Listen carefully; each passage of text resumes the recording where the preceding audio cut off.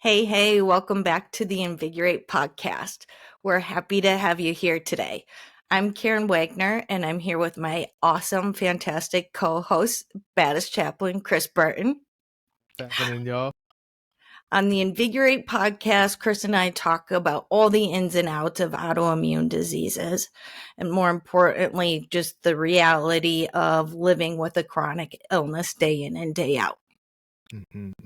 Today, we're going to be discussing the long game, thinking about your long-term plan, mentally, your mindset, dealing with an indefinite chronic illness. Like, what does it look like to know that this is something that currently doesn't have a cure, something I'm going to have to manage and maintain for my whole life, and still maintaining a good quality of life? That's going to be our challenge today for sure.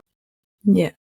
So the one aspect of this is that it is the long game. There is no cure. It is what it is. But with these autoimmune diseases, symptoms can come and go. Mm-hmm. And flares can also come and go. And what Right. a flare means to one person might mean something different to someone else. Truly. For me, on a day-to-day basis, every once in a while I'll have a little joint pain here, another ache there, but it comes and goes and it's not bothersome. But then there's other times where I'm in more of a short-term flare. I would say it could be a day or two to a couple weeks. Yeah. But then on the other end of the spectrum, and this doesn't happen to everyone, but I've experienced it a couple of times, is that you're in it for weeks, months, and maybe even a year or more. I've heard of that too. Definitely heard of that.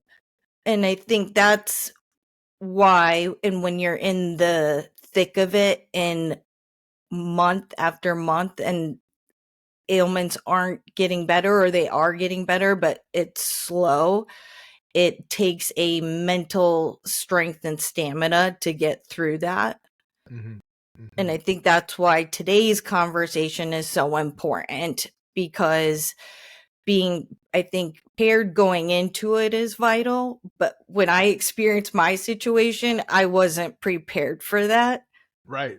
Which I think is a common thing. I don't think most people go into it necessarily saying like, oh, like I know exactly what to expect, especially if it's like, early in their journey, or this is their first flare of some sort. Yeah, I think it blindsides most people.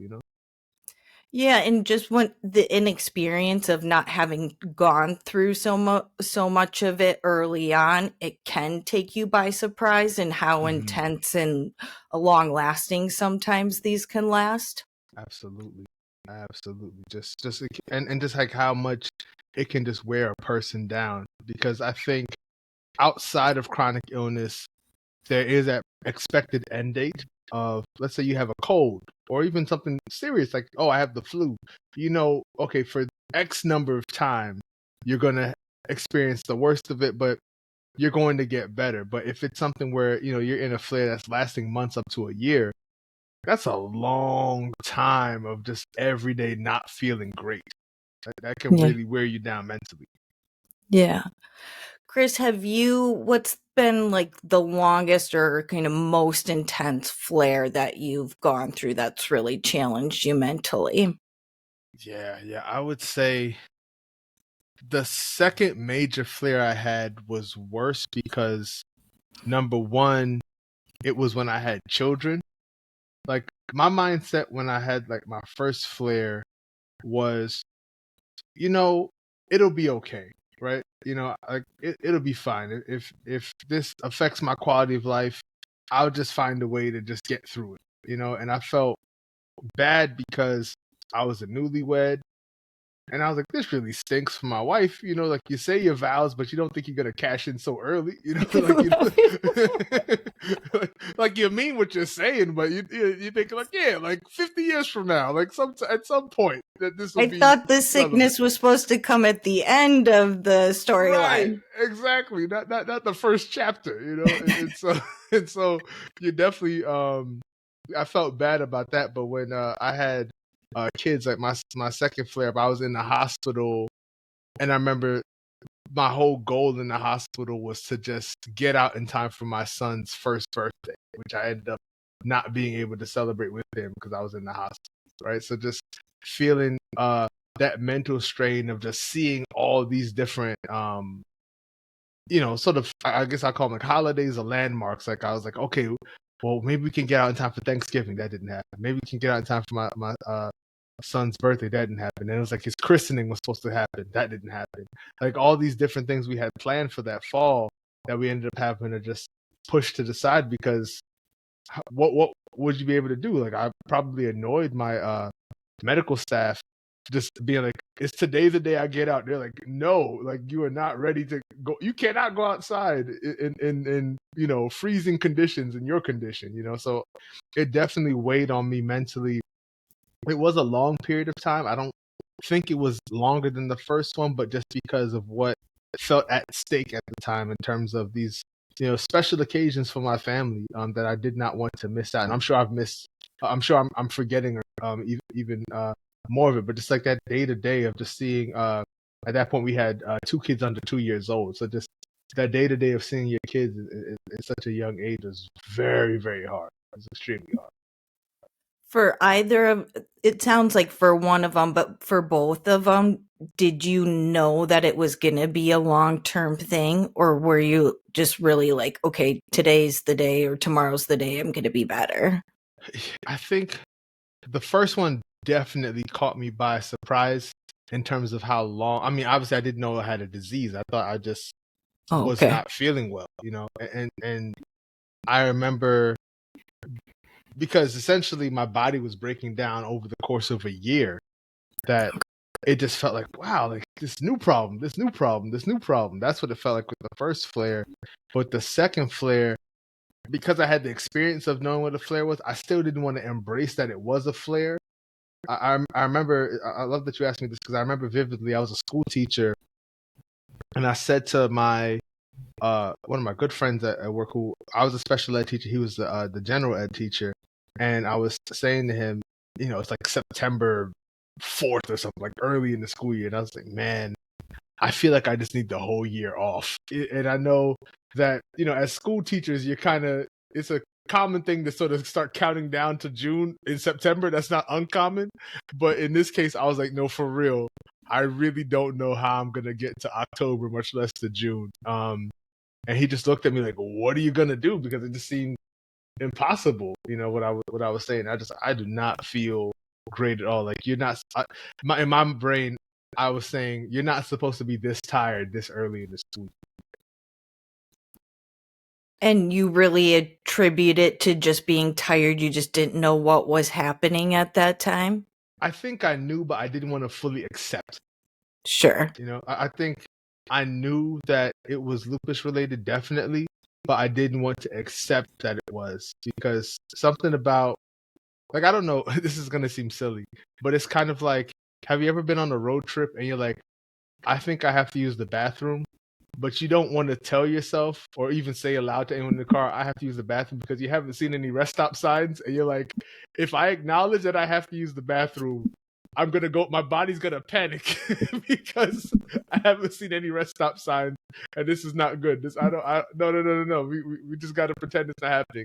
I think this is a far more dramatic version of not seeing a rest stop sign, Well, and you can ignore it for so long, but eventually you have to stop. So what happened where you got to that point where you didn't have a choice anymore? Oh gosh. So for me, it was, I had this awful condition called, like, I want to get it right. Someone's gonna comment like, you pronounced it wrong. I think it's called like hydranus suppurativa or something like that. Okay. And it's awful. It's basically how it arrived in my life was my armpit started to burn like badly. Oh, Like my body was just like, it felt like someone like stung me or something. And I was like, this feels bad. And then it started to smell. And not just like BO, but like dying. It smelled awful. It was something where I was like, I'm, clean, hygienic, and still no change. Weird. So I remember going to the emergency room, and the emergency room doctor was pretty much like, yeah, I don't know what this is. I think in their mind, if you weren't like bleeding out or saying like, clutching your chest or something, they're like, I don't know. You like take an antibiotic or something.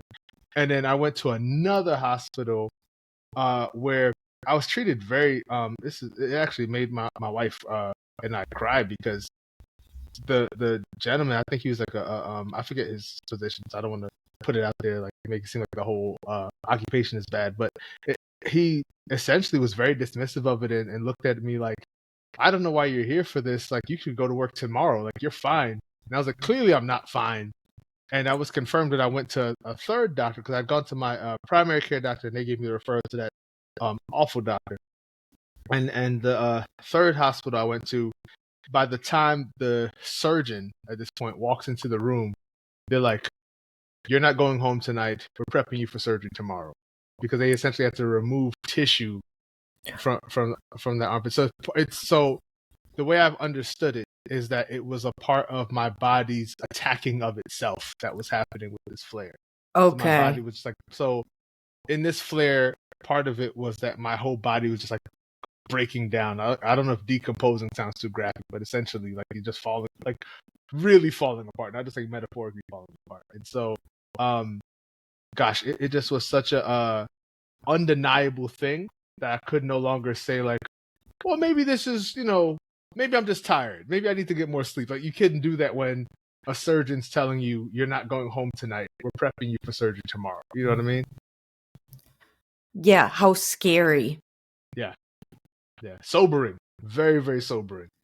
Yeah, when you get that life altering situation, nothing sobers you up faster. Yeah, I'm telling you. I am telling you.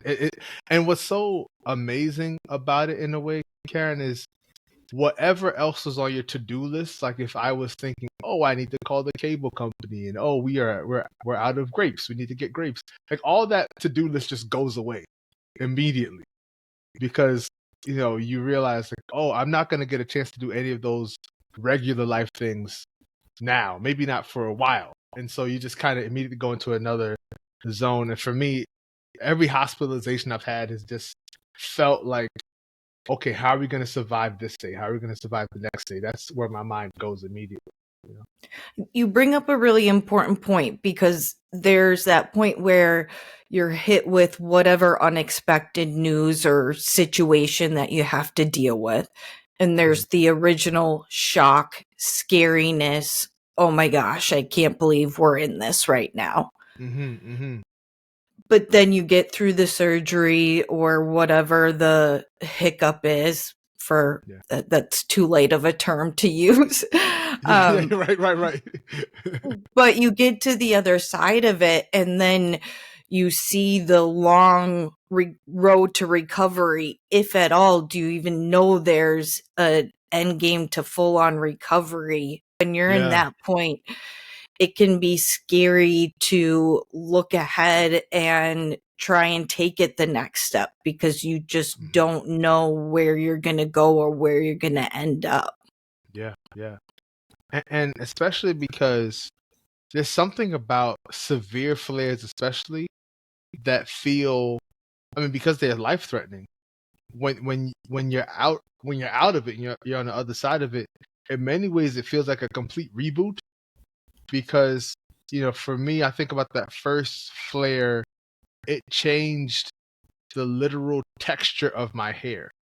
It was like the hair texture I had at the end of the flare looked like my baby picture hair because like which is adorable, right? Like, but I was like, I've never had this hair, as like a conscious adult. I don't know how to like style it or anything like that.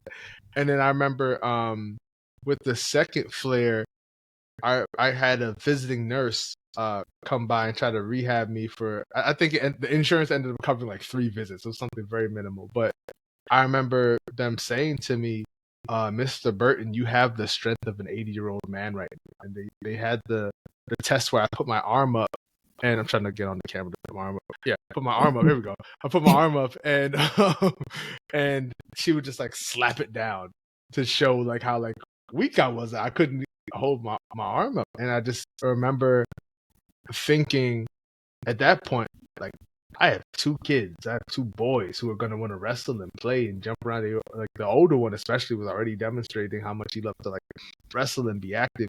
Like, how am I going to do this? Am I going to have to just sit and watch them play? Are we like? Did I just get that small of a window? And with the younger son, no window to wrestle and play and enjoy that sort of father son bond. Like they both, in terms of the flares, both brought me to very like existential places of like, how can I still be, myself? Like the first one was like, how can I be a husband? Now it's like, how can I be a father? Like, what does that mean in this capacity? That is so important because for me, and I think a lot of people, especially when you're hit with something so unexpected, Yeah. you tend to jump ahead and are worrying about the future, or what's next, or just keeping up with life. And that in itself can feel so daunting and Mm-hmm. overwhelming. Mm-hmm.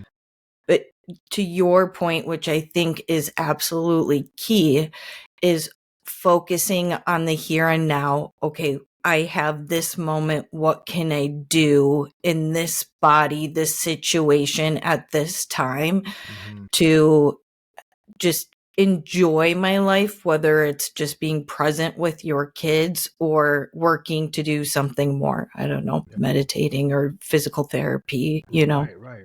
Just improving the overall quality of your life. Like it's really, to your point, Karen.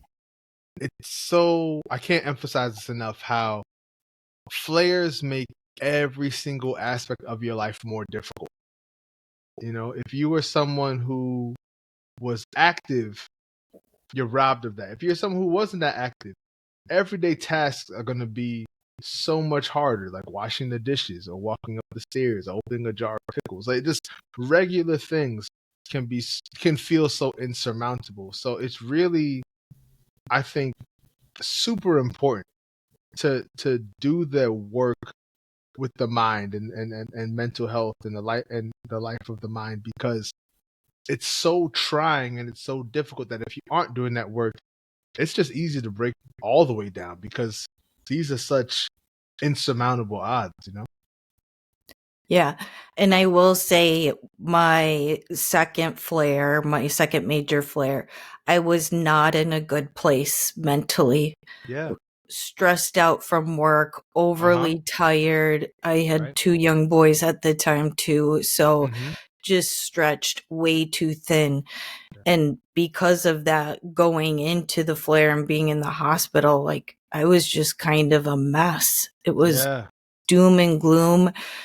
But when when you are stuck in that hospital bed, you Mm-hmm. mentioned bugging your nurses every day Oh gosh, wanting yes. to go. Shout out to them. Thank you, Brooklyn Hospital nursing staff. Y'all are the best. Thank you. For real though. It's like you cannot wait to get out of there. But when you are basically you're stuck in that hospital room, it really gave me an opportunity to look within and figure out, okay, how am I now? How can I get through this moment? Because that clock is not ticking any faster and this bed is Mm-hmm. not going anywhere. So I mentally have to figure out how to deal with this right now. Yeah, yeah. And for me, my mental health is so tied to my spiritual practices. So I would wake up, and I laugh about it now, because I've always joked, my wife and I have always joked that, had we not met each other, we would have gone into like monastic lifestyles. Like, I would have been a monk and she would have been a nun somewhere. And so being in the hospital really allowed me to kind of just like visit my monastic practices. So I would get up with the sun, or, and as it was becoming shorter days, I'd wake up like 6 o'clock every day.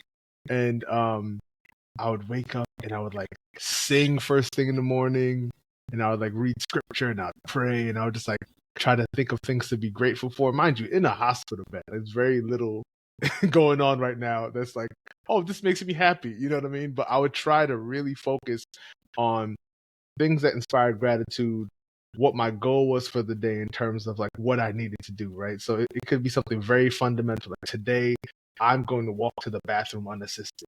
Or today, I'm going to sit up in the bed. You know what I mean? Like very basic things, but at the time are huge accomplishments to be able to get through with them. So just thinking about just the human need for goals, the human need for accomplishment, not to just be like, obviously I wasn't like writing a Facebook post like, oh, I walked down the hallway by myself. Like it's not like I need recognition from anyone else, but for me, I needed to know that, you know, that hospital bed wasn't going to be like, you know, all that I could do that day. Like I had to, and sometimes it would get me in trouble, to be honest with you, Karen. Like I remember my first hospital stay, for some reason, I thought it was smart to jog in place with like all the different like heart monitor things on. So I remember my nurse running in there because they see everything spiking up and just thinking like, oh no, this man, like we're about to lose him. I'm just there like happy jogging. They're like, Mr. Burton, please lay down. Like right now. Like what are you doing? But I just did not want to accept this whole notion, especially with that first flare. I didn't want to accept the notion that I was sick. It was just the hardest thing in the world for me was to like admit it to myself that I wasn't feeling well, you know? Yeah. Well, and usually, the first go around and being younger, you tend to be a little bit just more inexperienced. Yes. It's a very kind way to say it. Yeah, just same way. That's right. Yeah. But I do think you bring up a good idea and point to share that whether you're in the hospital or just regular day to day, yeah, giving yourself those minor goals gives you intention and purpose. Mm-hmm. And then in the hospital and elsewhere, it's like, oh, you can see little progress that you're making, even if it is just walking down the hallway. Yeah. It's still progress and you're still getting better. And I think celebrating those small wins is so key in getting through those long-term flares or challenges. No, absolutely. You have to give yourself something to work toward. And I think it really connects to just the essential nature of hope, right? Like I think about, I forget what religion or practice it is, but it talks about essentially like on the day of like, you know, the end of the world, that you should still plant a tree, like something to that effect. I'm butchering this like wisdom, but it's a whole sense of what it looks like to really create hope as a discipline. I think that's something that's essential, especially for those of us who you know are facing these insurmountable odds of hospitalization and chronic illness. You know.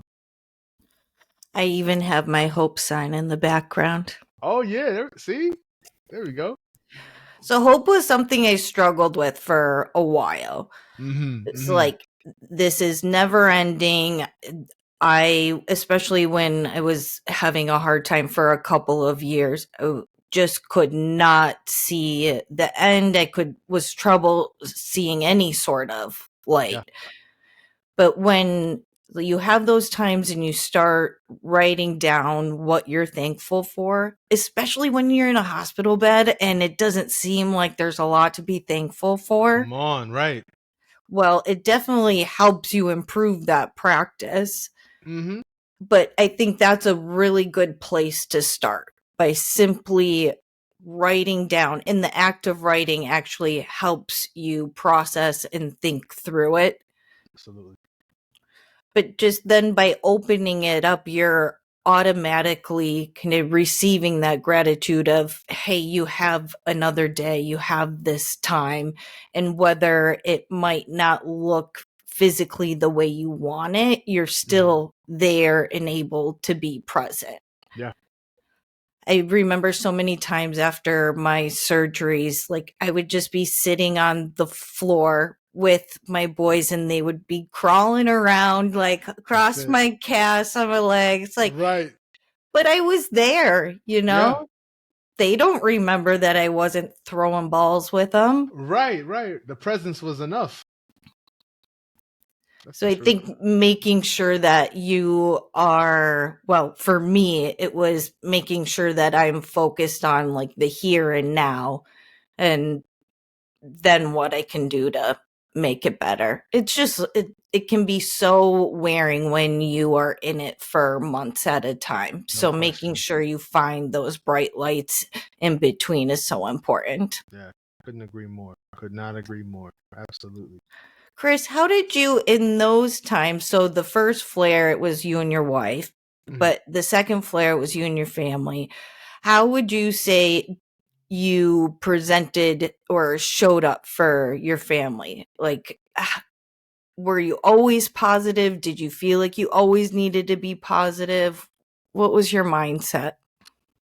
I tried to be positive, particularly for the kids. Like I remember a really difficult day where my wife, because she was amazing, and it was it felt like she was there every day, all the time, right? Like obviously it was not physically possible for her to be there 24 hours or something like that, but it felt like she was there often. And I remember saying to her one day, I, I'm just so tired. Like I want to be here, but I'm just so tired. And it was hard because you are going through something and you need to be honest, right? Like we talk about that whole sense of me not wanting to accept it, but it was also really hard to be honest with people about how awful it was because I could see how much it devastated them. Particularly thinking about my wife, but also like friends came by, other family members. When I talked about exactly how I felt, like I remember after that first flare, a friend of mine who I was telling him about the diagnosis and he just refused to accept it. He just would not believe it. And was angry, almost angry with me about me saying, you know, it matter of factly. He just could not receive it at all. And what I noticed with the second flare with my children, my oldest son, he had, if memory serves me right, um, just turned 2, getting ready to turn 3. It was like 2.5, and so obviously nowhere near a space where he's able to like process something like a hospital or daddy is sick or anything like that. And I just remember him being so frustrated that this is after the hospital. When we went to like my aunt's house, I remember he just would like hug me and then just start crying and then just like punch me in my arm with all his little like 2.5-year-old strength, like just like really frustrated by what's going on. I just let him just like punch it out of my arm. Thankfully, he didn't injure me because I was that weak. But just trying to, as best as I could with the resources I had at the time, to be present. So more than just trying to, I mean, I'm sure I said things like it's okay or what have you, but I think it was just more important to just be present. Um, and especially at a time where I felt and assumed it seemed like I was just ripped away from them, you know? We've been talking a lot about what's internally going on in our minds, but thinking about how others are processing it. Yeah. I think it's important to give them the space to be able to process it the way they can. Your little Yeah. 2-year-old guy, he's just frustrated. Yeah. But then your other friend is frustrated because he can't accept it or can't deal with it. Yeah. And Yeah. I think everyone deals and copes with these things in their own way, but No doubt. being honest and giving them space to deal with it in whatever way is, I mean, the way through it. They'll 100%. either eventually accept it and you guys can move on or not, you either Yeah. grow or you don't. So, Yeah. Yeah. That's true.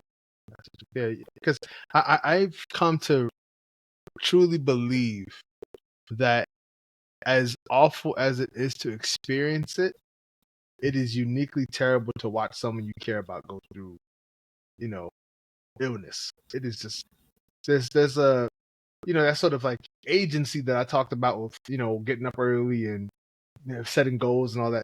Like you don't have that when you're watching someone you love or someone you care about go through an illness. There's no sense of like, "Oh, here's what I'm gonna do to like make sure they're better." you you feel powerless, and that can manifest itself. Those emotions from my oldest son were some of the most honest emotions you can have, right? It's the sense of I just need to punch something, I just need to like scream or whatever it is, because you're powerless. Yeah, it doesn't get rawer than that. No, it sure doesn't. It sure doesn't. Looking back through both flares and just the intensity, and one with your wife and the other with your kids, for someone who hasn't gone through something like this, what would you recommend to them to kind of mentally prepare for the long haul? To really work on your patience, because, and it's funny, even within like the Christian spaces I frequent, people will say things like, "Don't pray for patience," right? Because if you pray for patience, you're going to be put in like difficult situations in life. But at the same time, it's a part of your resilience as a person, right? Like we've seen people who've like just snapped because of traffic, right? Like people who've just been mad that there's just like other people trying to get home at the same time as them, right? Like people who just can't deal with it. And so I think patience is critical, because you need the resilience to say, if things don't go my way, like precisely how I wanted it to go, right? Like we had plans for my youngest son's first birthday. It was going to be a fun party. I'm sure we had a theme for it. I don't remember right now. Maybe like puppy dog pals or something, right? Like it was going to be a great theme. And that plan could not have been realized because of the circumstances. So we just could not do it. And if you're someone who's so set in your ways that things have to go the exact way you think about it, you're too brittle. I think all of us are somewhat like bridges, where if you're too brittle and you don't have any room to sway, you just crack and fall into the river.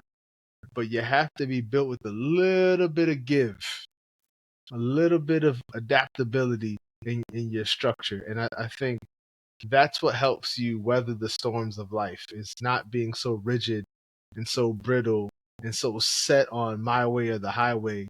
Because the honest assessment of things is that we are not that much in control. And we have to be willing to acknowledge that, and to sort of say, okay, now that I realize I can't control every single aspect and detail of my life, what's next? How are we going to do this? And I think patience is a key instrument in figuring out how to live, you know? I love that. As a recovering control freak,